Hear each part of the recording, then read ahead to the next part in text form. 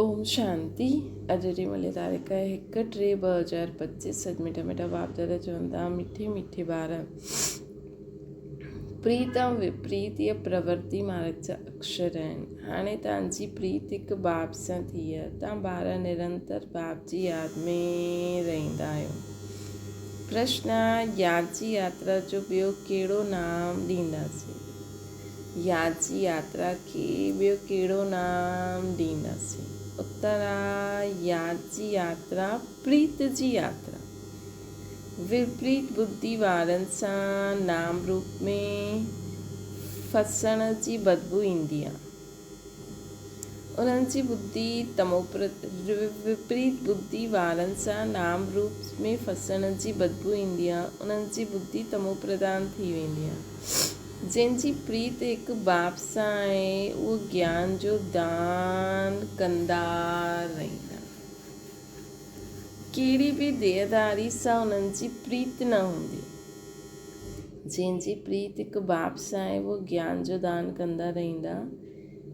कहिड़े बि देहदारी सां उन्हनि जी प्रीत न थी सघंदी आहे।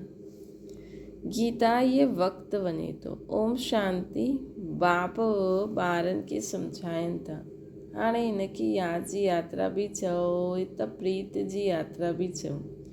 मनुष्य त उन यात्राउनि ते वेंदा आहिनि। इहे जो रचना आहे उन्हनि जी यात्रा ते वेंदा आहिनि। भिन्न भिन्न रचना आहे न। रचयिता खे त कोई ॼाणंदो ई न आहे। मतिलबु शिव बाबा जो ब्रह्मा विष्णु शंकर जी रचयिता आहिनि। ऐं पोइ ॿिया बि माण्हुनि ठाहे छॾिया आहिनि ॿिया बि रचना। उन्हनि जी मूर्तियुनि ठाहे करे पोइ उन्हनि जी यात्रा ते वेंदा आहिनि। रचयिता खे त ॼाणंदा न आहिनि। हाणे तव्हां रचयिता बाप खे ॼाणंदा आहियो। हुन बाप जी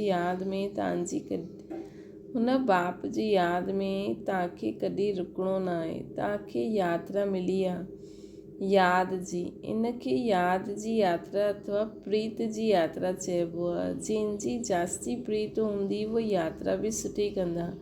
जेतिरो प्यार सां यात्रा ते रहंदा पवित्र बि ठहींदा वेंदा। शिव भॻवानु वाच्य आहिनि।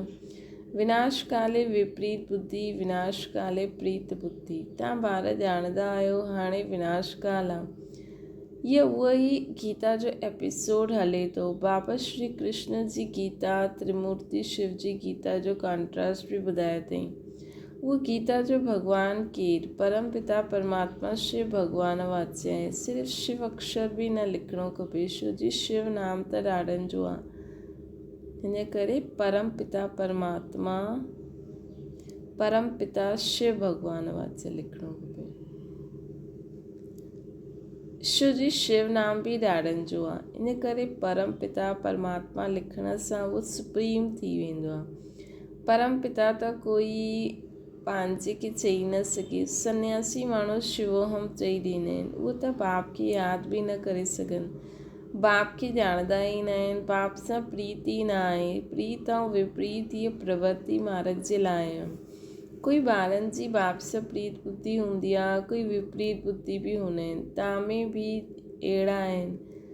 बाप सां गॾु प्रीत उन्हनि जी आहे जो बाप जी सर्विस में तत्पर रहंदा आहिनि। बाप जे सवाइ ॿियो कोई सां प्रीत न थी सघे। शिव बाबा खे ई चईंदा आहिनि बाबा असां त तव्हांजा ई मददगार आहियूं। ब्रह्मा जी हिन में ॻाल्हि न आहे। शिव बाबा सां गॾु जीअं आत्माउनि जी प्रीत हूंदी उहा ज़रूरु मददगार हूंदा। शिव बाबा सां गॾु उहा सर्विस कंदा रहंदा।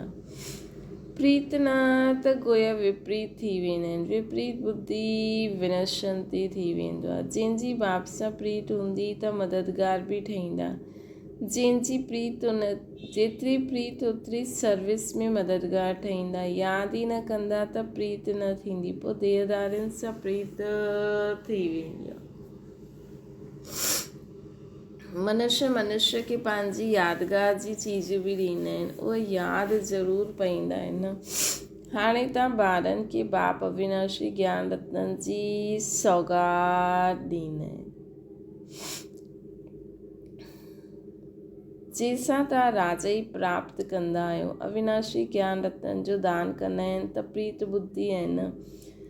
ॼाणंदा आहिनि बाबा सभिनि जो कल्याण करण आया आहिनि, असांखे बि मददगार ठहिणो आहे। अहिड़ा प्रीत बुद्धि विजयंती हूंदा आहिनि जो यादि ई न कंदा, उहो प्रीत बुद्धि न। बाबा सां प्रीत हूंदी, यादि कंदा त विक्रम विनाश थींदा, ॿिए खे बि कल्याण जो रास्तो ॿुधाईंदा। बाबा सां प्रीत हूंदी, यादि कंदा त सभु विक्रम विनाश थी वेंदा उन्हनि जा। ॿियनि खे बि कल्याण जो रास्तो ॿुधाईंदा। बाप सां प्रीत हूंदी, यादि कंदा त विक्रम विनाश थींदा वेंदा, ॿियनि खे बि कल्याण जो रास्तो ॿुधाईंदा। तव्हां ब्राह्मण ॿारनि में बि प्रीत ऐं विपरीत जो मदार आहे। बाप खे जास्ती यादि कंदा, गोया प्रीत आहे। बाप चवंदा आहिनि मूंखे निरंतर यादि करो, मुंहिंजा मददगार ठहो। रचना के हिकु रचयिता बाप खे यादि करिणो आहे। कहिड़ी रचना खे यादि न करिणो आहे? दुनिया में त रचयिता खे कोई ॼाणंदो ई न आहे, न यादि कंदा आहिनि। रचयिता खे यादि करिणो आहे, रचना खे न। दुनिया वारा त रचयिता खे ॼाणंदा ई न आहिनि। सन्यासी माण्हू बि ब्रह्म खे यादि कंदा आहिनि, उहा बि रचना थी वई न। रचयिता त सभिनि जो हिकु ई आहे। त जो बि चीज़ हिन अखियुनि सां ॾिसंदा आहियो, उहा सभु रचना थी वई न। जो ॾिसण में न ईंदी आहे, उहा रचयिता बाप आहे। ब्रह्मा विष्णु शंकर जो बि चित्र आहे, उहा बि रचना आहे। बाबा जो चित्र ठाराइण लाइ चयो हुई, मथे में लिखिणो आहे परम पिता परमात्मा त्रिमूर्ति शिव भॻवान वाचे। पर कोई पंहिंजे खे भॻवानु चए, परंतु परम पिता चई न सघे। तव्हांजो बुद्धि योग शिव बाबा सां गॾु आहे, न कि शरीर सां गॾु। बाबा सम्झायो आहे पंहिंजे खे अशरीरी आत्मा समझ मुझ बाप खे यादि करो। प्रीत ऐं विपरीत जो सॼो मदार सर्विस ते आहे, है न। प्रीत ऐं विपरीत जो सॼो मदार सर्विस ते आहे। सुठी प्रीत हूंदी त बाप जी सर्विस बि सुठी कंदा, तॾहिं विजयंती चईंदासीं। अगरि सुठी प्रीत हूंदी बाबा सां, प्रीत न त सर्विस बि न कंदा, पोइ पद बि कम पाईंदा, कम पद थी वेंदो। ऊच पद सां विनशंती थी वेंदा। सुठी प्रीत हूंदी त बाप जी सर्विस बि कंदा, तॾहिं विजयंती चईंदासीं। त विजयंती थियण लाइ सुठी प्रीत हूंदी, सर्विस कंदा त विजयंती थींदा। अगरि न हूंदी प्रीत, न सर्विस कंदा त विनशंती थी वेंदा। ईअं विनाश त सभिनि जो थींदो ई, परंतु इहा ख़ासि प्रीत ऐं विपरीत जी ॻाल्हि आहे। रचयिता बाप त हिकु ई आहे न, उन्हनि खे ई शिव परमात्मा ऐं नम चइबो आहे। शिव जयंती बि मल्हाईंदा आहिनि, शंकर जयंती कॾहिं ॿुधो न आहे। शिव जयंती मल्हाईंदा आहिनि, शंकर जयंती न ॿुधाईंदा आहिनि, न ई शंकर लिंग चईंदा आहिनि। त हीअं बि असां ॿुधाए सघंदा आहियूं कि ॾिसो, असां कॾहिं शंकर लिंग न चईंदा आहियूं, त शिव शंकर अलॻि अलॻि आहे। प्रजापिता ब्रह्मा जो बि नाम बालो आहे न। विष्णु जी जयंती न मल्हाईंदा आहिनि, श्री कृष्ण जी मल्हाईंदा आहिनि। इहे बि कंहिंखे पतो न आहे श्री कृष्ण ऐं विष्णु में छा फ़र्क़ु आहे। मनुष्यनि जी आहे विनाश काले विपरीत बुद्धि। त तव्हांजी बि प्रीत ऐं विपरीत बुद्धि आहे न। बाप चईंदा आहिनि तव्हांजो इहो रूहानी धंधो त ॾाढो ई सुठो आहे। इहो असांजो धंधो आहे न। सवेरे ऐं शाम जो हिन सर्विस में लॻी वञो। शाम जो 6 खां 7 ताईं सुठो चईंदा आहियूं। सत्संग आदि बि शाम जो ऐं सवेरे कंदा आहिनि। राति में त वायुमंडल ख़राबु हूंदो आहे। राति जो आत्मा स्वयं शांति में हली वेंदी आहे, जंहिंखे नींद चइबो आहे। पोइ सवेरे जागदी आहे। चईंदा बि आहिनि राम सिमरो प्रभात मोरे मन हाणे बाप ॿारनि खे सम्झाईंदा आहिनि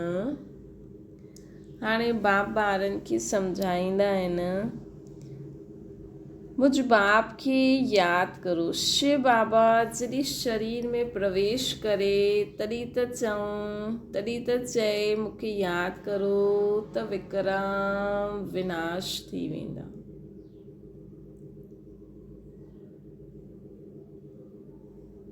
है न? तव्हां ॿार ॼाणंदा आहियो असां केतिरो बाप खे यादि कंदा आहियूं ऐं रूहानी सेवा बि कंदा आहियूं। सभी खे इहो परिचय ॾियणो आहे। पंहिंजे खे आत्मा सम्झी बाप खे यादि करो त तव्हां सतो प्रधान थी वेंदव, खाद निकिरी वेंदी। प्रीत बुद्धि में बि परसेंटेज आहे। बाप सां प्रीत न त ज़रूरु पंहिंजी देह सां प्रीत आहे या मित्र संबंधी आदि सां प्रीत आहे। असांजा मित्र संबंधी सभु बाबा ई आहिनि, ॿियो कोई आहे ई न, है न? चेक करो, ॿियो कोई मित्र संबंधी आहे? सिर्फ़ु बाबा ई आहे न। बसि बाबा बाबा बाबा बाबा चईंदा आहिनि बाप सां प्रीत हूंदी त सर्विस में लॻल रहंदा, बाप सां प्रीत न हूंदी त सर्विस में बि न लॻंदव। कोई खे सिर्फ़ु अल्लाह ऐं ॿिए जो राज सम्झाइण त ॾाढो सहज आहे। हे भॻवान, हे परम पिता चई यादि कंदा आहिनि, परंतु उन्हनि खे ॼाणंदा बिल्कुलु न आहिनि। बाबा सम्झायो आहे हर हिकु चित्र में मथे परम पिता त्रिमूर्ति शिव भॻवान वाच्य ज़रूरु लिखिणो। हर हिकु चित्र में मथे परम पिता परमात्मा शिव भगवान वाच्य ज़रूरु लिखिणो आहे। त कोई कुझु चई न सघे। हाणे तव्हां ॿारनि खे पंहिंजो सैम्पलिंग लॻायो था न, सभिनि खे रास्तो ॿुधायो त बाप सां अची करे वरसो वठनि। बाबा खे ॼाणंदा ई न आहिनि, हिन करे प्रीत बुद्धि न आहिनि। पाप वधंदा हिकदमि तमो प्रधान थी वेंदा आहिनि। बाप सां गॾु प्रीत उन्हनि जी हूंदी जो ॾाढो यादि कंदा, उन्हनि जी ही गोल्डन एज बुद्धि हूंदी। अगरि ॿियो तरफ़ बुद्धि भटकती हूंदी त तमो प्रधान ई चईंदासीं। भल साम्हूं वेठा आहिनि त बि प्रीत बुद्धि न चईंदासीं, छो जो यादि ई न कंदा आहिनि। प्रीत बुद्धि जी निशानी आहे यादि। उहे धारणा कंदा, ॿियनि ते बि रहम कंदा रहंदा कि बाबा खे यादि करनि त पावन ठहींदा। इहे कंहिंखे बि सम्झाइण त ॾाढो सहज आहे। बाप स्वर्ग जी बादशाही जो वरसो ॿारनि खे ई ॾींदा आहिनि। ज़रूरु शिव बाबा आयो हुयो तॾहिं त शिव जयंती मल्हाईंदा आहिनि। कृष्ण राम आदि सभु थी करे विया तॾहिं त मल्हाईंदा आहिनि। शिव बाबा खे बि यादि कंदा आहिनि, छो जो उहे अची करे ॿारनि खे विश्व जी बादशाही ॾींदा आहिनि। नयो कोई हिन ॻाल्हियुनि खे सम्झी न सघे। भॻवान कीअं अची करे वरसो असां सभिनि खे ॾींदा आहिनि। बिल्कुलु ई पथर बुद्धि आहिनि, यादि करण जी बुद्धि ई न आहे, है न? बाबा चवनि था यादि करण जी बुद्धि ई न आहे, बिल्कुलु ई पथर बुद्धि थी आहे। यादि करण जी बुद्धि बाबा ख़ुदि चईंदा आहिनि त अधु कल्प जा आशिक आहियो, मां हाणे आयो आहियां। भक्ति मार्ग में तव्हां केतिरा धक्का खाईंदा आहियो, परंतु भॻवान त कोई खे मिलियो न। हाणे तव्हां ॿार सम्झंदा आहियो बाबा भारत में आयल आहिनि ऐं मुक्ति जीवन मुक्ति जो रास्तो था ॿुधाइनि।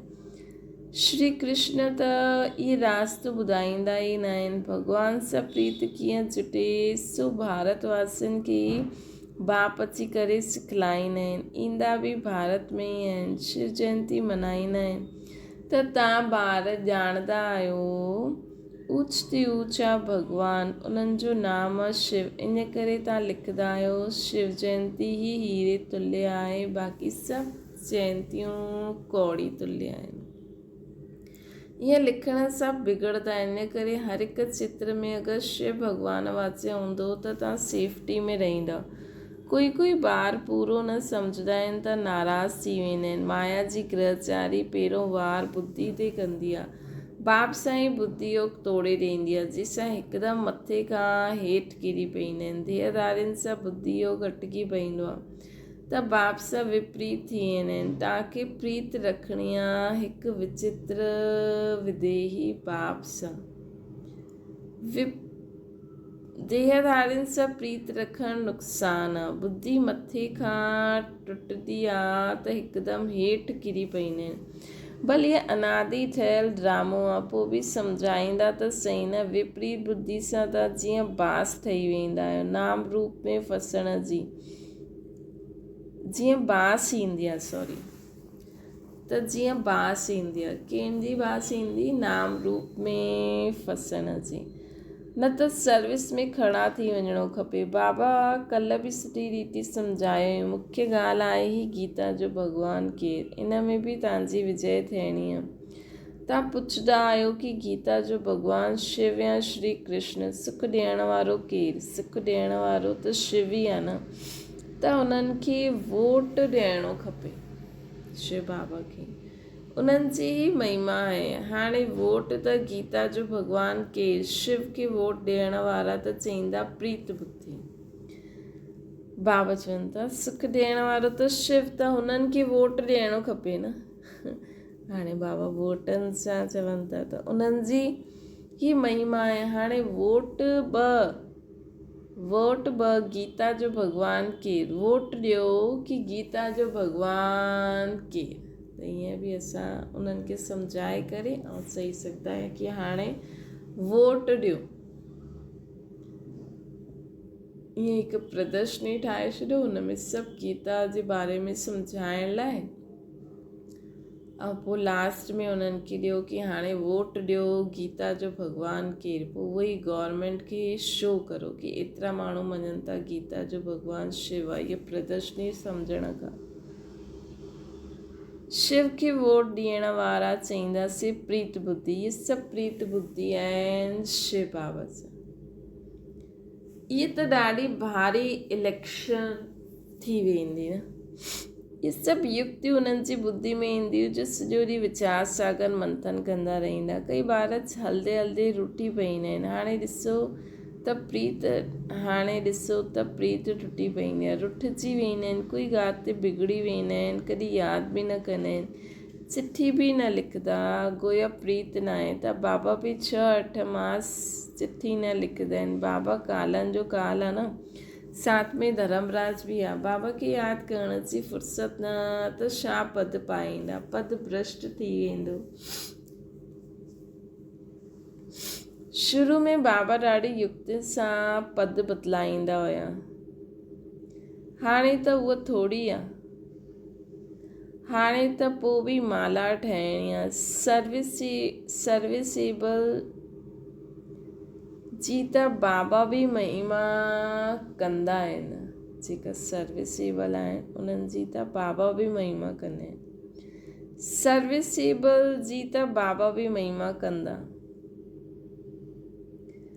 जो ख़ुदि बादशाही वठंदा आहिनि त चईंदा असांजी हमजिन्स बि वठनि। जो ख़ुदि बादशाही वठंदा त चईंदा असांजा हमजिन्स बि वठनि। इहे बि तव्हांजी मिसल राज्य, इहे बि असांजी मिसल राज्य करनि। त ईअं अचिणो खपे। जीअं असां सर्विस करऊं था, ईअं ई ॿिया बि सर्विस करनि। असांजा हमजिन्स बि इहे ठहनि, इहे बि असांजी मिसल राज्य करनि। राजा खे अन्नदाता चइबो आहे न, माता पिता चईंदा आहियूं न। हाणे माता त जगदम्बा आहे, उन्हनि द्वारा तव्हांखे सुख गनेरे मिलंदा आहिनि। हाणे माता त जगदम्बा आहे। राजा खे अन्नदाता चईंदा आहिनि, माता पिता चईंदा आहिनि। हाणे माता त जगदम्बा आहे, उन्हनि द्वारा तव्हांखे सुख गनेरे मिलंदा आहिनि। तव्हांजी पुरुषार्थ सां ऊच पद पाइणो आहे। तव्हांखे पुरुषार्थ करे ऊच पद पाइणो आहे। असांखे पुरुषार्थ करे कहिड़ो ऊच पद पाइणो आहे? श्री लक्ष्मी श्री नारायण जहिड़ो ठाहिणो आहे। त बाबा असांखे चवनि था कि जीअं बाबा खे ईंदो आहे की मुंहिंजा हमजिन्स बि ईअं ठहनि, राज्य करनि। उहा जीअं राजा अन्नदाता हूंदो आहे न, ॿियनि खे बि दान कंदो आहे, ईअं राजा ठहो, संकल्प करो, ॿिया बि बाबा खे ॼाणे करे बाबा खां वरसो वठी वठनि। दिन प्रतिदिन तव्हां ॿारनि खे मालूम थींदो वेंदो केरु केरु छा छा ठाहींदो। सर्विस कंदा त बाबा बि उन्हनि खे यादि कंदा, सर्विस ई न कंदा त बाबा यादि ई छो करे। बाबा यादि उन ॿारनि खे कंदा आहिनि जो जंहिंसां बाबा जी प्रीत बुद्धि हूंदी आहे। ॾिसो, भले ई कोई सेंटर ते रहंदो आहे लेकिन सर्विस न कंदो आहे त बाबा उन्हनि खे बि यादि न कंदा। बाबा खे केरु ॿार यादि पईंदा जो सर्विस कंदा आहिनि, चाहे मनसा, चाहे वाचा, चाहे कर्मणा। ये बि बाबा सम्झायो अथई, कंहिंखे ॾी हुई चीज़ पाईंदव, कंहिंजी ॾी हुई चीज़ पाईंदव त उनजी यादि ज़रूरु ईंदी। बाबा जे भंडारे में लॻल, बाबा जे भंडारे सां वठंदव त शिव बाबा ई यादि ईंदो। बाबा ख़ुदि अनुभव ॿुधाईंदा आहिनि, यादि ज़रूरु पईंदी आहे, इन करे कोई जी दी हुई चीज़ रखणी न खपे। अगरि तव्हांखे ॿियो किथां मिले बि थी, ऐं अगरि त उहा जीअं सेंटर ते त सभु ॾेई छॾनि त उन्हनि द्वारा मिलंदी, लेकिन सम्झो घर गृहस्थी वारा आहिनि त उहे बि सोचंदा आहिनि न हीअ सभु कुझु बाबा जो आहे। हीअ सोचो मां इहे बाबा शिव बाबा जे भंडारे सां मूंखे मिलियो आहे बसि। अच्छा, मीठी मीठी सिकी लॻे ॿारनि प्रति माता पिता बाप दादा जो यादि प्यार ऐं गुड मॉर्निंग। रूहानी बाप जी सभिनि रूहानी ॿारनि खे नमस्ते। असांजी बि रूहानी माता पिता बाप दादा खे यादि प्यार, गुड मॉर्निंग ऐं नमस्ते। धारणा जे लाइ मुख्य सार, हिकु विदेही विचित्र बाप सां दिलि जी सची प्रीत रखणी आहे। सदा ध्यानु रहे माया जी ग्रहचारी कॾहिं बुद्धि ते वार न करे। न, बाबा से सच्ची प्रीत रखो, कॾहिं बि माया जी ग्रहचारी बुद्धि ते वार न करे। सदा बाप जी यादि में रही करे जो भी कुछ आहे सब बाबा सां ई संबंध रखो। बाक़ी दुनिया में हलंदे हुए कर्म कंदे हुए प्रीत बुद्धि बाबा सां लॻी रहे, माया जी कोई ग्रहचारी न लॻण ॾिजो। ॿियो आहे, कॾहिं बाप सां रुठणो न आहे, सर्विसेबल ठही पंहिंजो भविष्य ऊच ठाहिणो आहे। कंहिंजी बि ॾी हुई चीज़ पाण वटि न रखणी आहे। वरदाना, शुद्धि जी विधि द्वारा किले खे मज़बूत करण वारा सदा विजयी ऐं निर्विघ्न ठहो। शुद्धि जी विजयी द्वारा किले खे मज़बूत करण वारा सदा विजयी ऐं निर्विघ्न ठहो। हिन किले में हर आत्मा सदा विजयी ऐं निर्विघ्न ठही वञे, हिन जे लाइ विशेष टाइम ते चारों ओर हिकु साथ योग जो प्रोग्राम रखो। हिन किले में हर आत्मा सदा विजयी और निर्विघ्न रहे, हिन जे लाइ विशेष टाइम ते चारों ओर हिकु साथ प्रोग्राम, योग जो प्रोग्राम रखो। पोइ कोई बि इन तार खे कट न करे सघंदो, छो जो जेतिरी सर्विस वधाईंदा ओतिरो माया पंहिंजो ठाहिण जी कोशिशि बि कंदी। हिन करे जीअं कोई बि कार्य शुरू कंदे समय शुद्धि जी विधियूं अपनाईंदा आहियूं, ईअं संगठित रूप में पंहिंजो सर्वश्रेष्ठ, तव्हां सर्वश्रेष्ठ आत्माउनि जो हिकु शुद्ध संकल्प हुजे। जीअं कोई बि कार्य शुरू कंदा आहिनि त शुद्धि जी विधियूं अपनाईंदा आहिनि, ईअं संगठित रूप में तव्हां सर्वश्रेष्ठ आत्माउनि जो हिकु ई शुद्ध संकल्प हुजे, विजयी। असां सभु विजयी आत्मा आहियूं।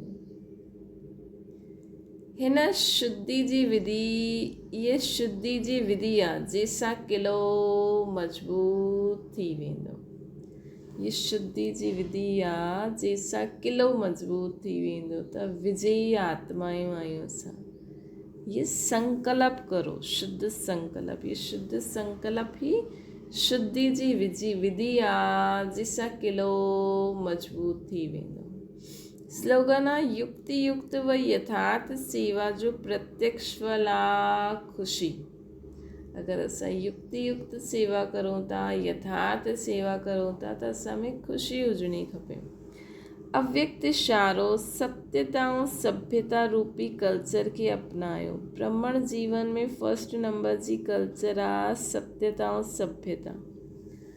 त हर हिक जे चहिरे ऐं चलन में इहे ब्राह्मण कल्चर प्रत्यक्ष थी वञे। हर एक जे चेहरे ऐं चलन में ये ब्राह्मण कल्चर प्रत्यक्ष थी वञे। हर ब्राह्मण मुस्कुराईंदो वो हर एक जे संपर्क में अचे। कोई कीअं बि हुजे, तव्हां पंहिंजो कल्चर कॾहिं न छॾो त सहज परमात्मा प्रत्यक्षता जे निमित्त थी वेंदा। असांजो कल्चर छा आहे? हर हिक जे चहिरे ऐं चलन सां ब्राह्मण कल्चर नज़र अचे। हर ब्राह्मण मुस्कुराईंदो वो हर हिक जे संपर्क में अचे, लेकिन मन भी शुद्ध हुजे। ईअं न कि मन में त ॿिया वीचार आहिनि, बसि ॿाहिरां खां असां मुस्कुरायूं था, लेकिन मन में भी सर्व जे प्रति शुभ भाव हुजे, भावना हुजे, तॾहिं वो मुस्कुराहट में मिक्सचैरिटी न हूंदी। जीअं बाबा खे सभु कुझु पतो हूंदे हुए बि बाबा असांखे ॾिसंदा आहिनि त उहा ॻाल्हि न ईंदी आहे न। त उअं ई बाबा बि असांखे चवनि था कि असांजे ब्राह्मण जीवन जो कल्चर छा आहे? मुस्कुराहट। हर ब्राह्मण मुस्कुराईंदो वो हर हिक जे संपर्क में अचे। कोई कहिड़ो बि हुजे, असांखे पंहिंजी सत्यता ऐं सभ्यता में रही करे हर हिक जे संपर्क में अचिणो, तॾहिं बाबा जी प्रत्यक्षता थींदी। अच्छा, ओम शांति। बाबा खे यादि करो।